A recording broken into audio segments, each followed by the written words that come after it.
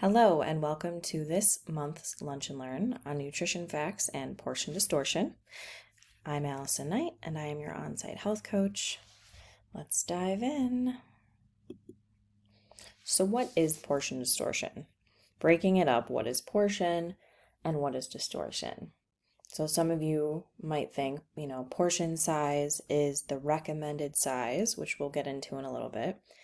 And distortion is something that's not quite right.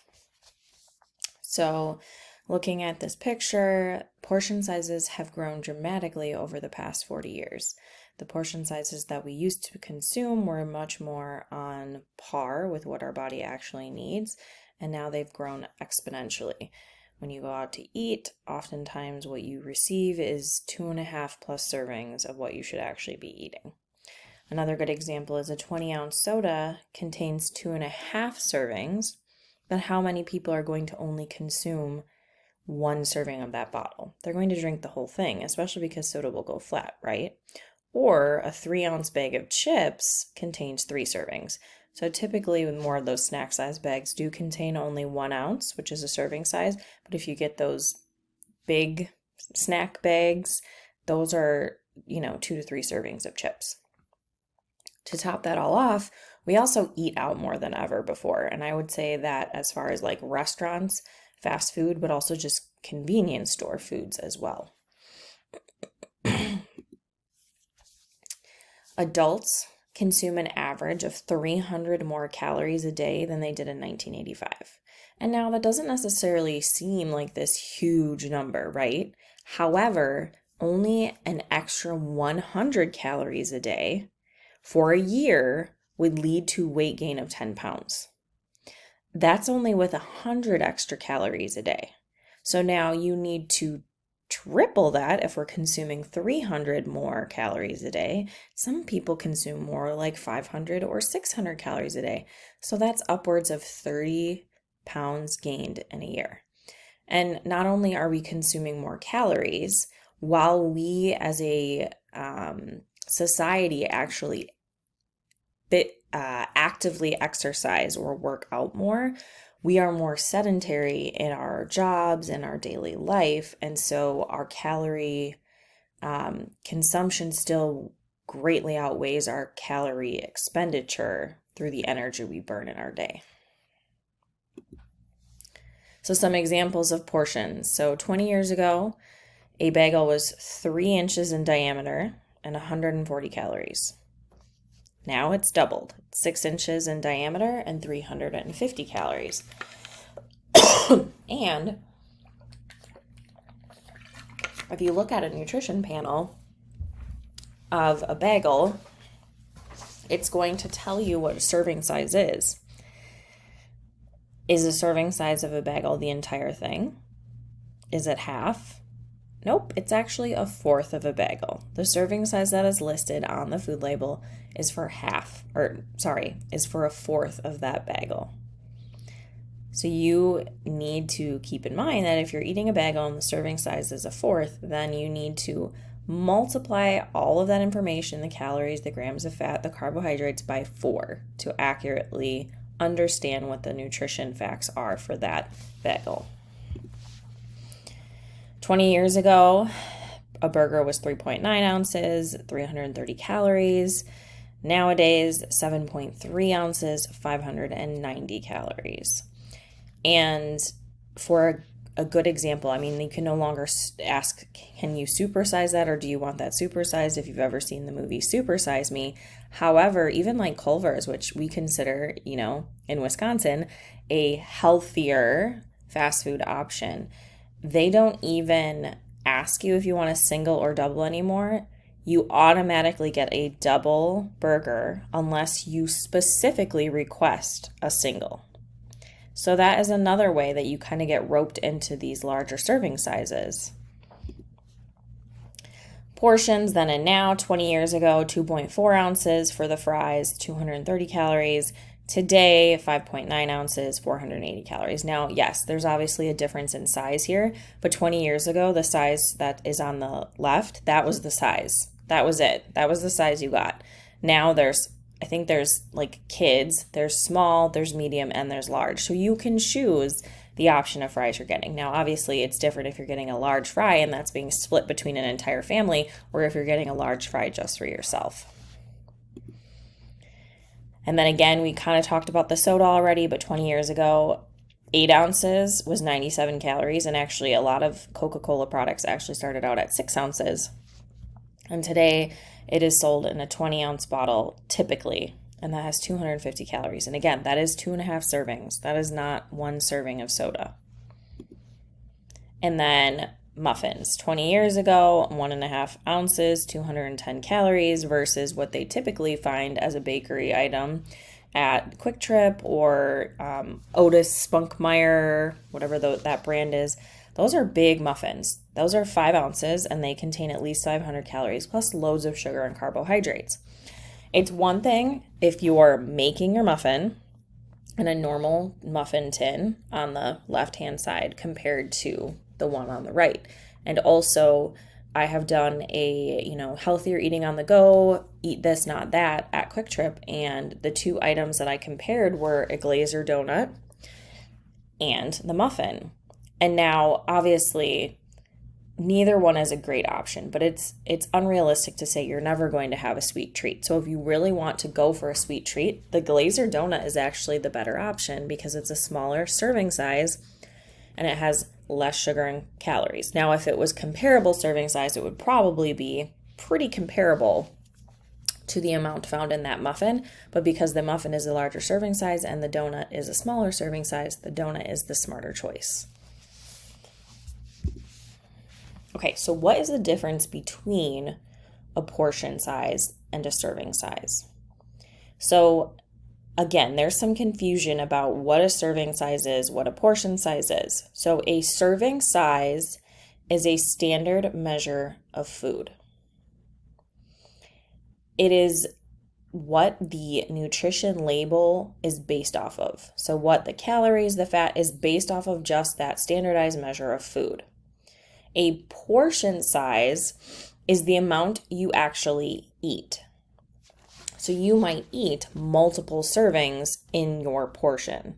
So like, again, an example was that bagel, typical serving size of a bagel is 1/4, but you're going to eat the entire bagel, so you've eaten 4 serving sizes. Or another good example is cereal. The serving sizes are often like half of a cup, 2/3 of a cup. Nobody's going to sit there and eat 2/3 of a cup of cereal. We eat at least 2 cups, Portion sizes offered at restaurants are disproportionate to serving sizes. Most of us know this, but also a lot of us grew up with the mentality that you finish what's on your plate, right? You need to finish what's on your plate. Don't let food go to waste. We were conditioned to kind of disregard our body's signs that it's content, it's full, it's satiated. And so our mindset is we need to finish it, even if we can take it home. And oftentimes too, even when you have that mindset, you can get stuck into this pattern of, well, there's not quite half of it left. Is there really enough to save? I don't want to waste it. Should I just finish eating it? It doesn't matter how much is left. If you want to save it, save it. It can always just be a smaller meal or snack later. And then if you're eating more than the serving size listed, you need to make sure that all your nutrition information is calculated based off of how many servings you actually ate, not just the one. Now, there have been some updated servings in previous recent years because the FDA wants the serving sizes to a little bit more accurately reflect what is typically eaten. Some serving sizes are larger and some are smaller now. So for example, ones that have increased, a serving of ice cream used to be half of a cup and they've bumped that up to 2/3 of a cup. But again, most of us are going to eat more than 2/3 cup of ice cream. And a serving size of yogurt did the opposite. It used to be 8 ounces and now it's been bumped down to 6. A caveat to note is that a serving size on the label is not a recommendation of how much you should eat. That is something that people often think. The serving size is the amount that's recommended that we eat. It's not. The serving size is simply a standardized measure that the manufacturer uses to determine the nutrition information off of.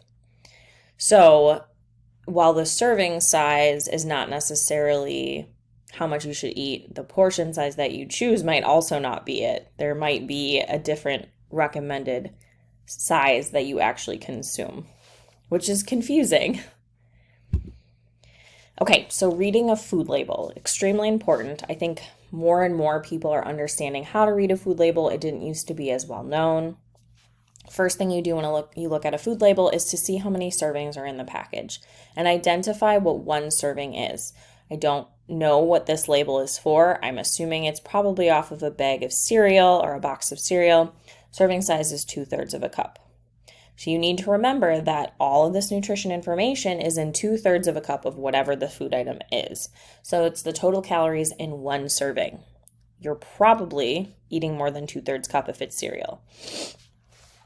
Then we look down in the next panel, the green section. We have total fat.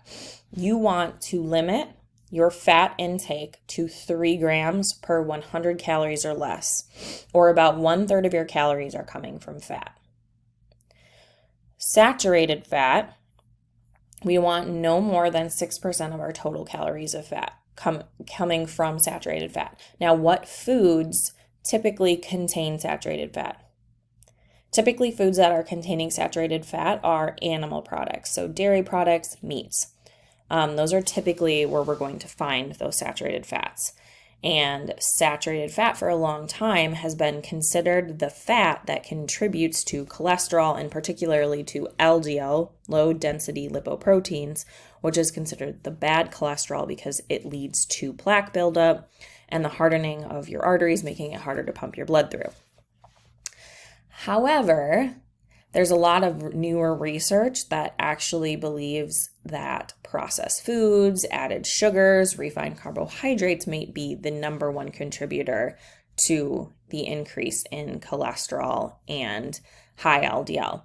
And now, while this isn't necessarily something that, the nutrition of dietetics has started promoting, if we look back into the 90s when we started the fat-free craze because we thought fat made you fat, when you remove the fat from a food item, it does not taste good.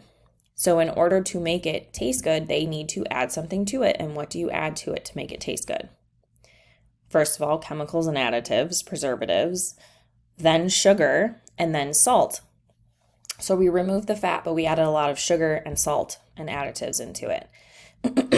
And looking now, we are more obese and more sick as far as, high rates of diabetes, heart disease, all of that compared to the 90s. Now, there's also something called unsaturated fat, and that is not listed on the label. I think some companies choose to list it. Unsaturated fats are generally considered more protective for your cholesterol, can help remove that plaque buildup, can help keep your arteries flexible and pliant. Unsaturated fats are typically coming from plant-based foods or plant-based oils. So good sources in particular are, avocados, olives, nuts and seeds. But you do need to be careful with your choice in oils as well. If it says vegetable oil, you don't know what that is. So stay away from vegetable oil, stay away from canola oil. Generally good ones are olive oil and avocado oil, sesame oil. However, you do need to be careful with what oils you're cooking with depending on the style you are using or the method you are using. So for example, we always hear cook with olive oil.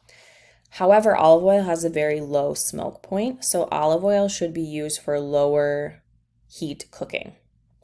If you're wanting to cook at medium to high heat, you should be using avocado oil because it has a higher smoke point.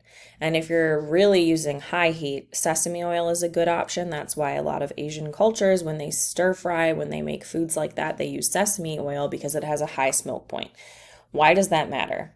Because olive oil is very healthy. It has a lot of benefits, including antioxidant properties, which help prevent your body from oxidizing, getting free radicals and then oxidizing your cells, which can cause issues, lead to disease, lead to cancer, that kind of thing. However, if olive oil is heated too high, it actually oxidizes through the heat. And so if you are consuming that too high heated olive oil, you are consuming that oxidation. So you want to use that for low smoke points cooking, low heat cooking, and then you want to use avocado oil or sesame oil for higher heat cooking. Now, trans fat you want to avoid as much as possible.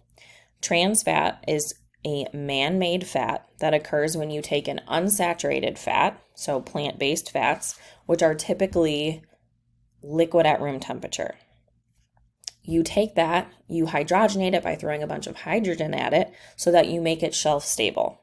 So you take the unsaturated fats, liquid, throw the hydrogen at it, and makes it solid. So the best example is margarine.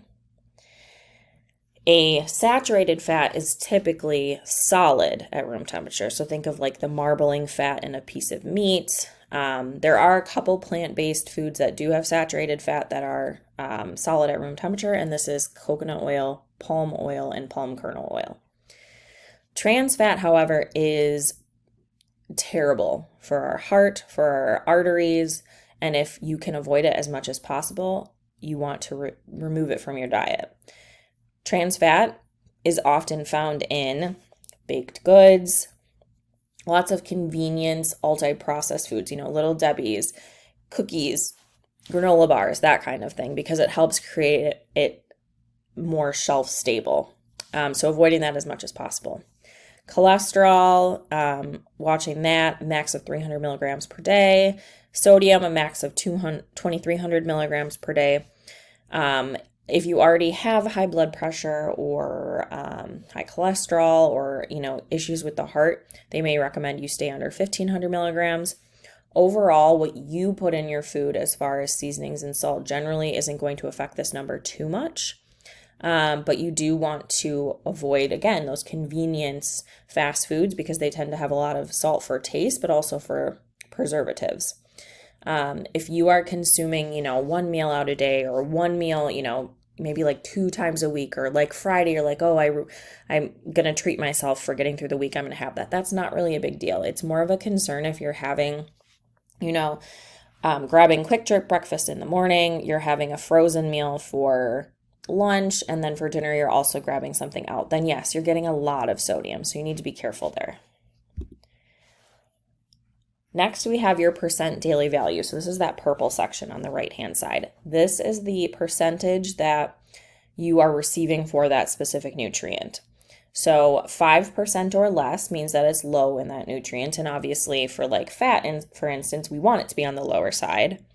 But for protein or these vitamins down at the bottom, we want that to be higher. 10 to 19% is considered a good source, and 20% or higher is considered a great source. So it's high in that nutrient. So obviously 20% more of total fat or sugar is high, but 45% of your iron intake is good. So carbohydrates, there's 3 types. There's sugars, there's starches, and fiber. Starches are not typically included on the nutrition label, and these are found in things like potato, starchy vegetables, but sugars and fiber are listed. So you actually want to look for foods with about 5 grams of fiber or more. This is a pretty good, and 4 grams is not terrible as listed on this food label. The daily recommendation for women is 25 grams, and the daily recommendation for men is about 38 grams a day. However, the average American gets about 14 to 16 grams. So we are significantly depleted in fiber. Part of the reason being because our food is so processed. So you've probably heard of whole grains and refined grains before. So a refined grain is the like white flours, the white rice, white pasta, and then we have the whole grain. And the whole grain provides fiber. It contains all of its initial nutrients in it. And we're going to go into that a little bit deeper in a few minutes. And then we have sugars. Sugars occur naturally in some foods, but they can also be added. You want to limit your added sugars to less than 25 grams a day. And that's for both men and women. And when you think about a soda or even, it's still natural, but it's still a lot of sugar all at once. A glass of orange juice in the morning, they typically have 50 grams or close to it. So that's already double your requirement of sugar for the day. So keeping that in mind. Now, protein. Protein typically accounts for 10 to 35% of your daily caloric intake. The current daily recommendation is 0.8 grams per kilogram of body weight. So take your body weight divided by 2.2, that's your kilograms, multiplied by 0.8. However, that daily recommendation is based off of not being deficient in protein. So that's just not to be deficient. That's not for optimal results. There's a lot of evidence, and depending on how active you are, if you're doing, weight training, trying to build muscle, like 1 to 1.2 grams per kilogram of body weight, or an easier conversion that's becoming more popular is 1 gram of protein per ideal pound of body weight. So even let's say you weigh 220 right now, but like ideally you'd like to weigh 180. Then you need about 180 grams of protein. Protein is going to fill you up. It's going to digest slower, so you feel satiated longer. You're going to have a more steady energy source than carbohydrates. And then obviously this bottom panel, vitamins and minerals, you want to look for foods that have high amounts of these micronutrients. Our body needs these vitamins and minerals to be healthy. So then we're going to take a little bit deeper dive into that. Vitamins and minerals. The 4 that are now required to be listed on the food label are vitamin D, calcium, iron, and potassium.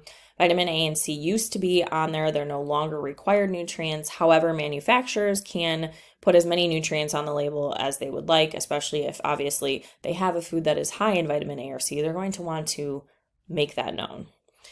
Why are these ones important? Typically, we're most deficient in these. Vitamin D Vitamin D is basically necessary for every single function in the body. Bone health, immune function, sleep, mood stability, and living where we do. We are generally deficient in this because we don't get access to the sunlight as much. The sunlight that we do receive, the rays are less potent because we're farther away from the equator. And then we tend to have these low rates because the number one source of vitamin D is the sun. We don't have a lot of foods that naturally contain it, and the foods that do are fortified. We also need calcium, and we're also very deficient in this. And this is important for bone health as well as your nerve function and your muscle function. Iron is another common one. Most of you know lack of iron or deficient in iron. One of the main things is anemia, and iron is important for blood cell production.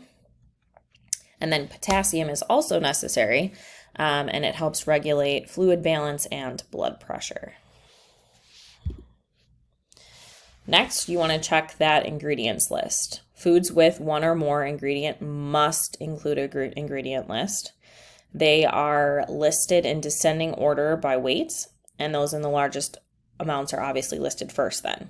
You want to choose labels that have fewer ingredients, and obviously if it doesn't have a label, that's even better, meaning that it's a whole food that does not require a label because the item is the item. Like an orange is an orange, a chicken breast is a chicken breast. And you want to choose labels that have ingredients that you can recognize and pronounce.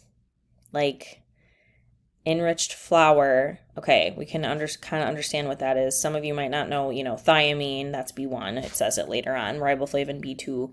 Corn syrup, sugar. I mean, some of these we know, but then monocalcium phosphate, monoglycerides, lecithin, canara wax, xanthan gum, and then all the dyes. Like, is this something you really want to be putting in your body? Probably not, at least not on the regular. It might be something you have on occasion, but it's definitely not something you should be putting into your body day in and day out. Okay, so let's get into the food groups. So grains. So we have the whole, the refined, and the enriched, which we kind of started talking about with fiber. So whole grains are exactly what they sound like. They are whole, they are unaltered, and they are intact. They still contain the wheat germ, the bran, and the endosperm, and that is where the fiber, the protein, and the nutrients are found. Refined is when that grain that is whole is processed and stripped of its nutrients. So again, this is white flour, white rice, white pasta, the cakes, cookies, because that's using white flour. Why is it done? It's done to make that item shelf stable. In order to make it shelf stable, removing those nutrients, which can go rancid, makes it shelf stable, which is why if you buy whole wheat flour, you either need to use it quickly or you need to refrigerate it or freeze it in order to make it last. Now there's a step that's kind of in between both, which is called enriched. So this is a refined grain that has been processed and stripped of its nutrients, and then certain nutrients are added back in. However, the nutrients that are added back in are not necessarily the nutrients that were originally in that item, the ones that naturally occur, and they aren't necessarily in the same ratio or correct amount.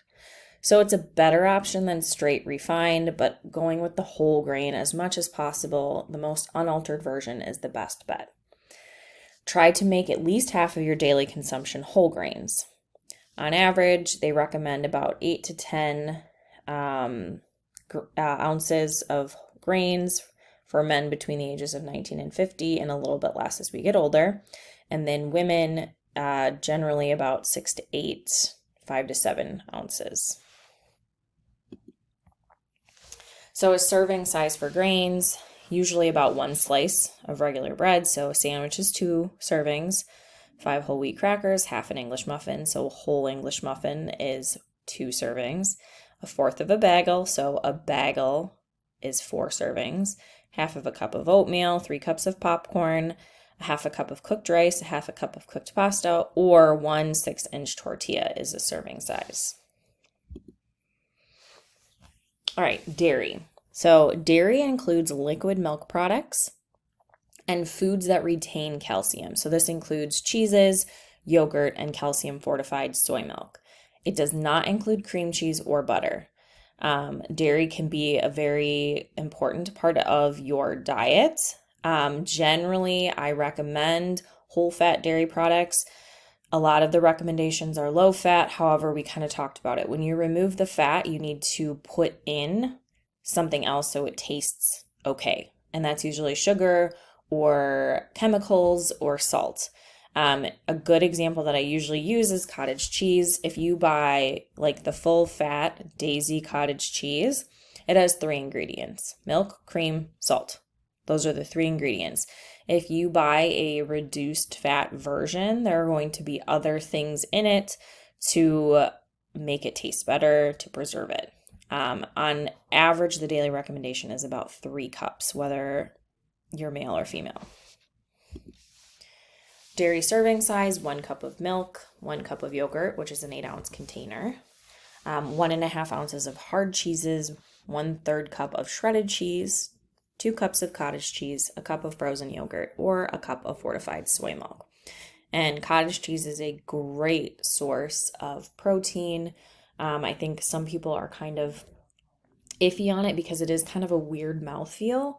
But cottage cheese has 13 grams of protein in a half cup. And so I generally recommend a cup of cottage cheese as an easy protein packed snack.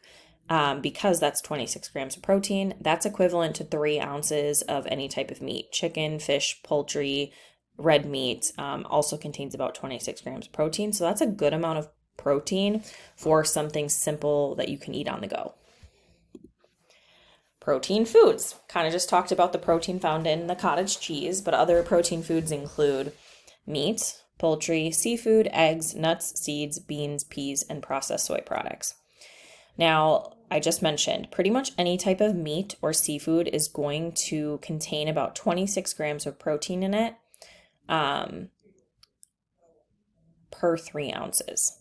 Eggs, a lot of people think, I'm eating 2 eggs for breakfast, I got a lot of protein in. Unfortunately, eggs only contain about 6 to 8 grams of protein, depending on the size. So you do need to consume more than you think, or you need to pair it with another protein item to really get that protein in the morning, especially because protein for breakfast is one of the most important things we can do to start our day. We grow up in a society where we focus on toast, bagels, English muffins, pancakes, waffles, and starting your day off with sugar and carbs is one of the worst things you can do for your metabolism and weight management and overall health. So starting with protein is a great way. I personally recommend making scrambled eggs and then putting a cup of cottage cheese in your scrambled eggs before you cook them, and that is a good way to easily boost protein with a natural food item. Nuts and seeds, beans and peas, the protein content varies a little bit. And remember, these the serving sizes for these are roughly between 1/4 cup and a half of a cup. Their protein profile is going to change a little bit. Peanuts are the highest protein packed nuts, and cashews and pistachios are slightly behind that.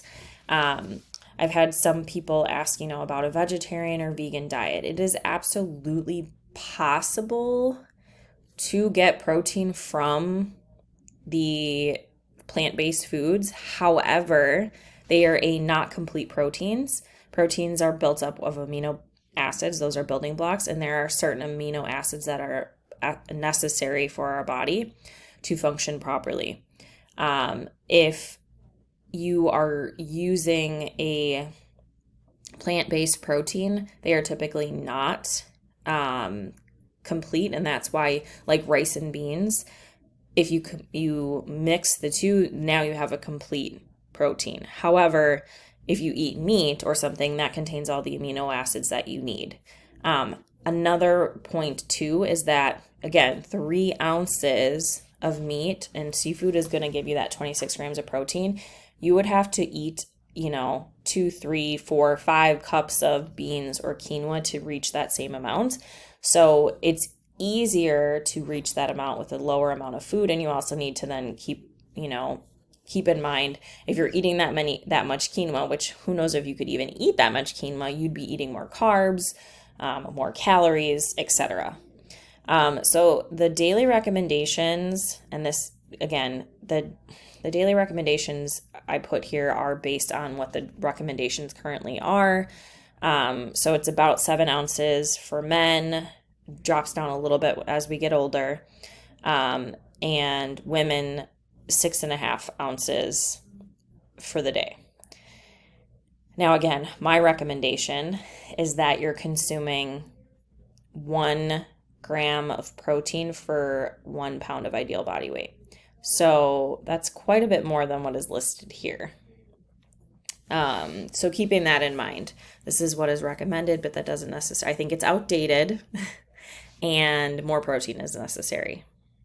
And actually, we should probably be consuming more protein as we get older to maintain our muscle versus lowering it. Protein serving size: 1 ounce of cooked beef, chicken, or turkey, 1 egg, 1/2 ounce of nuts, so 12 almonds, 24 pistachios, 7 walnut halves, 1/2 ounce of seeds, a tablespoon of nut butter, 1/4 cup of peas, legumes, or lentils. Fruit and vegetables are both very important because they contain a lot of vitamins, minerals, and phytonutrients, which help your body with a variety of functions, helps protect your body from oxidation. Fruit can be consumed fresh, frozen, canned, dried, cut up, and pureed. The biggest issue with the canned is that it comes typically in a syrup, so you either want to get it in water if you can. 100% juice is still better than the corn syrup or syrup, but simply draining and rinsing the fruit can actually significantly decrease that sugar content, so that's an option. Frozen can actually be a more healthful option. Growing food here, we have such a short growing period. Unless we're buying that fruit fresh from like the farmer's market during the summer, that fruit, those vegetables are, coming from a different country, and we don't know how long they've been traveling. They're taking a plane, a train, and a boat to get here. The longer that produce sits, the more the nutrients deplete and degrade. So by the time we get that fruit or vegetable, it could have way less nutrients than we think it does.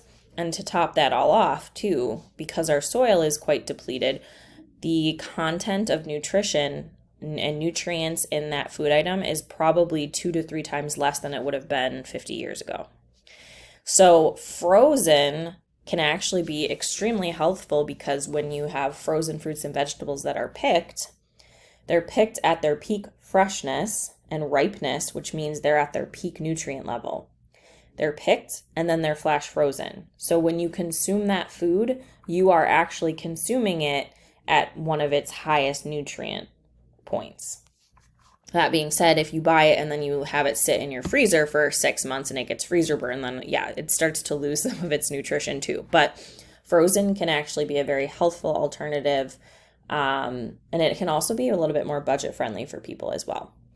You can eat it cut up or pureed, and then dried. Dried, I think, is a good option as far as like having on hand for snacks, but you need to keep in mind that a dried piece of fruit contains typically a lot of sugar, because it's the same piece of fruit, just less dense. So if you're eating, dried apricots, for instance, you could probably sit there and eat 10 dried apricots. But would you sit there and eat 10 whole apricots? Probably not. So the sugar content that you're consuming, though, is then of 10 apricots. So that can still be a high consumption. The average recommendation is about 2 to 2.5 cups of fruit a day. Serving size: a small apple, a large banana, 32 seedless grapes, a medium grapefruit, 8 large strawberries, a cup of cut up watermelon or any type of melon, half of a cup of dried fruit, and a cup of 100% juice. And as I mentioned earlier, juice still contains a lot of sugar, oftentimes, in an 8-ounce glass, about 50 grams. It is naturally occurring sugar, which is better than added sugar. However, sugar is sugar. Consuming that amount of sugar in one period is still going to spike your blood sugar, because it's still a lot of sugar all at once. So fruit juice is not really a health food, and it should be an occasional thing, or you should dilute it with water or something else to help negate some of that sugar.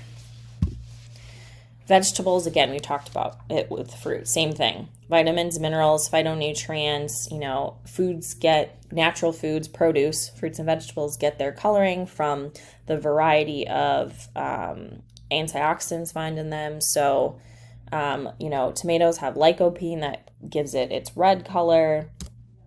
The purple foods, blueberries, tend to get those are polyphenols. Anthocyanins give them that blue or that purple pigmentation. Orange, carrots, peppers, carotenoids, which is a precursor to vitamin A. The more colorful foods you eat that are naturally occurring, the better, and the more nutrients and antioxidants you're receiving. Once again, fresh, frozen, canned, raw, cooked. Frozen, again, great option because it's picked at its peak ripeness and nutrient content. Canned, the biggest issue is that there's a lot of salt usually, but again, simply rinsing and draining can significantly cut back down on that sodium, and it can be budget friendly. And then as far as raw and cooked, keeping in mind, there are certain foods or methods that might lose some of its nutrition when you heat them. So for instance, you shouldn't boil vegetables, because, when you boil vegetables and you see, let's say you boil broccoli, you see that green in the water. That is because it's leaching out those nutrients into the water. So unless you're going to drink your broccoli water, don't do that. Steaming is usually the best option. Again, roasting and sauteing, depending on the heat content, as much as I love roasted vegetables, when you get that crisp, that's oxidation. Same with meat. So trying to do the steaming the vegetables as much as possible, or lightly sauteing in olive oil. And remember, we're cooking with olive oil. We should be lower heat, so we shouldn't actually be crisping, getting that burnt or, crispy edge to it. It should really just be to heat it up a little bit. And then there are certain vegetables that actually release more nutrients if they're heated, because heat or the act of like garlic, pressing it, maciating, or the like spinach, shredding that up. A lot of vegetables have a, cellulose wall on the outside, which is difficult for our body to digest and break into. And so in order to break into it, if we manually break that down, whether with heat or with the act of cutting, ripping, tearing, our body can typically utilize those nutrients more readily because we've made them more bioavailable. So keeping that in mind as well. Most people do not get enough vegetables in their diet, and the recommendation is typically about 3.5, 4 cups, so about double of what fruit. And a lot of us still don't get enough fruit, but we get more fruit in our diets than vegetables. So challenge is to increase your vegetable intake. There's, easy ways to do it. You can make a smoothie in the morning and throw spinach in it. You can make a salad for lunch, and that can be 2-3 servings of vegetables right there. You can have a bag of, carrots, celery, peppers. You can dip it in ranch if that's what you need, or I use like the Laughing Cow cheeses. If using a dip in moderation is going to get you to eat more vegetables, it's a healthy option. Serving sizes, 2 cups of raw leafy greens because they take up more space, so there's a lot of extra space. 12 baby carrots, a large raw tomato, a large pepper, 1 cup cooked beans, 2 large stalks of celery, an avocado, a large baked potato, or a large sweet potato. Oils. So these are not technically a food group, but they do provide essential oils. We already kind of talked about this, but fats that are liquid at room temperature, they're unsaturated fats. They contain monounsaturated fats and polyunsaturated fats.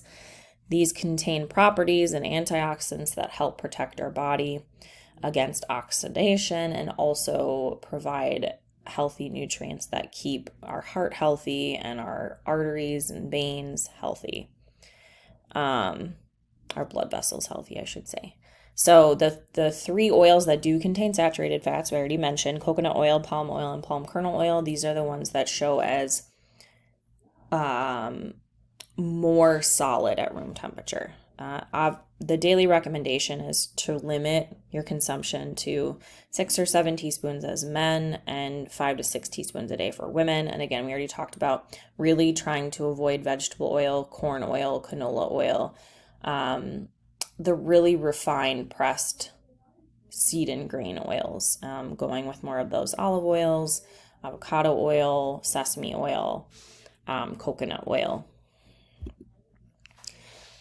Serving sizes, a teaspoon of vegetable oil, a tablespoon of low-fat mayo, a tablespoon of light salad dressing, or a teaspoon of soft margarine.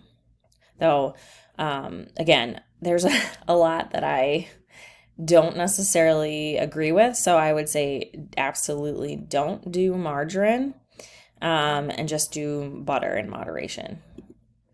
Okay, so then it comes back to portion sizes. Now that we've gone through that label and we've gone through the food groups, portion size wise, a good way to help minimize your portion size is to fill up with a glass of water before the meal. This helps fill up your stomach, and helps you kind of slow down as you're eating. You can also put a little bit of apple cider vinegar in your water before your meal. That helps cut the vinegar. You shouldn't be drinking straight vinegar, but apple cider vinegar can help with the digestion of your food and particularly help blunt sugar spikes from carbohydrates. You should start your meal with a salad or crudité, which is literally raw vegetables. A lot of European countries like France, the appetizer is crudité, so it's fresh vegetables. Sometimes they'll have hummus or some type of dip, but you fill up on vegetables because that's the best thing to eat first in the structure of a meal. Or a broth-based soup, which again, typically it's not creamy. It's typically maybe a little salty, so you got to watch that, but it does have a lot of vegetables in it typically. Measure out your portions. Again, you can always go back for more if you are still hungry, but it does take your body about 20 minutes, your stomach, about 20 minutes to send to your brain, hey, I'm full. So give it, eat slowly, eat mindfully, give it that 20 minutes. And if you're still hungry 20 minutes later, sure, get seconds. put everything on your plate, because how many times do you sit at a party grazing and then you don't realize how much you've actually eaten because you haven't visually seen how much you've eaten. So putting it on a plate is extremely important. And then using smaller lunch size plates. It is like a psychological tactic. It looks like more food even though it's on a smaller amount or a smaller plate. It's a visual psychological trick. And then I already mentioned the eating mindfully and slowly. Also, the order in which you eat your foods can make a big difference. So like we said, start with the vegetables. After the vegetables, you should be consuming the protein, and then you should finish with the carbohydrates. This is going to help your body blunt that sugar spike, which we really want to try to be avoiding. So the order in which you eat your food is important. And we do it backwards here because we get the bread basket first, we get the chips and salsa first, and then we load up on that. And then we're like not even hungry for our food, but we ordered it, so we try to eat it, right? So that's the wrong way to do it. You want to start with the vegetables, the salad, then start the protein, then the carbohydrates. And then of course, really most of your plate, half of your plate really should be vegetables, different types of vegetables. Then like a third of it should be, the third of that remaining half should be the protein, and then that 1/3 or whatever left should be, not even 1/3 left, should be that carbohydrate. It should be the smallest part of your meal. And that is everything on reading a nutrition label and protein or the portion size and protein size. And these are some good resources, My Plates, heart.org, for more information on this. As always, if you're interested in making a healthy behavior change, if you're looking to figure out, your exact numbers as far as your macronutrients, your calories, your portion sizes, that's something that we can absolutely do. You can either give me a call, send me an email, shoot me an email, and we can schedule something. Thank you so much for joining me today. I hope you have a good rest of your day, and we'll see you next time.